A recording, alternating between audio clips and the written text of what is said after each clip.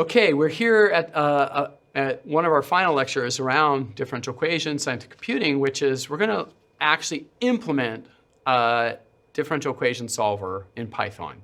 So what we're going to do is we're going to basically pick a model. We're going to deploy an algorithm to actually do numericals time stepping for it. And I'm going to show you the infrastructure for it, and I'll actually show you how to plot it. These are typically very simple to use algorithms, and they have a whole suite of steppers that you might call upon to step forward in numerical integration of differential equations. And so we're going to apply one here, which is a very basic one in Python, so you can kind of see the kinds of things you need to bring to the table in order to solve it. Now, the things I'll preface this with is that there are just a few things you need. You need to know the differential equation written in first order form. So if you have a higher order differential equation, your first task is to write it as a system of first order equations. In addition to that, you need to know the initial conditions. And once you have those two, you now have what you need to specify the differential equation and then march it forward in time. Okay? So again, we're thinking about differential equations. We're thinking about writing code base. So let's go after this. So the first thing we're going to do is basically use some of the tools out of Python. So we bring in NumPy. We want to plot things, so we bring in matplotlib. But here from SciPy, we're going to actually use this integrate package and specifically solve IVP, IVP standing for initial value problem. So we're going to give it an initial condition, the initial value, and then going to walk forward into the future with it. Okay? So that's going to be our solver. And so this is the preface up front for the solver. And the system we're going to actually work with is the Lorentz system. So here it is. This is Lorentz. Actually, I think I wrote the second equation down wrong. Apologies. But here is the right-hand side of that equation in Python. So we define it, define Lorentz. We actually bring in x, y, and z. We bring in the parameters of this r, sigma, and b. And then this is the equation here. The equation is right. That's written down slightly wrong. Sorry. Okay, so how are we going to solve this? So first, we're going to specify an initial condition. I'm going to make some randomly. X naught is my initial condition. Remember, this is a it's x dot, y dot, z dot. So I have to specify three initial conditions for x, y, z. So here they are, np rand, random rand, and then I give it a vector of size 3, and I multiply here by 30, some offset. So this is just basically give me some initial condition in some place. And then I call here the code. This is the line of code that comes from SciPy.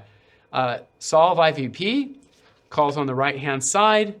You basically give it the parameters. You want to solve it from some time 0 to t1 with the initial conditions. And what I did here is I cranked down on the tolerance. So you can specify how accurate you want it by playing with these parameters. There's also the ability to specify different solvers in solve IVP. So we're just using the default one, but this is just the simple code call you would have. And I crank down the tolerances so we get a very accurate solution. And so it's kind of as simple as that. Once you define the right-hand side function, which I gave in the previous slide, you just simply call it with whatever initial condition, and for over time span you want to solve it, it will run, and then you can plot the results.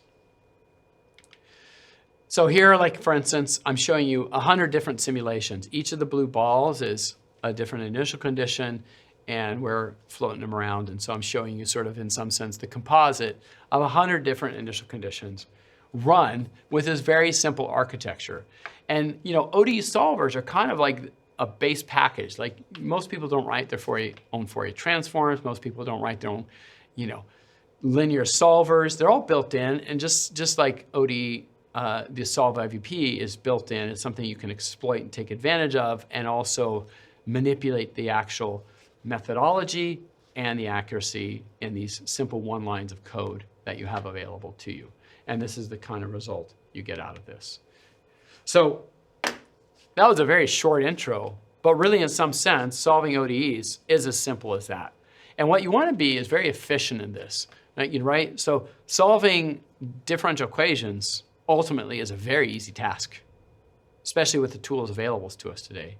So what you want to be able to do is very efficiently and quickly be able to manipulate differential equations, solve them, look at the trajectories. This isn't rocket science. This is very simple things nowadays within modern scientific computing. We can execute these codes.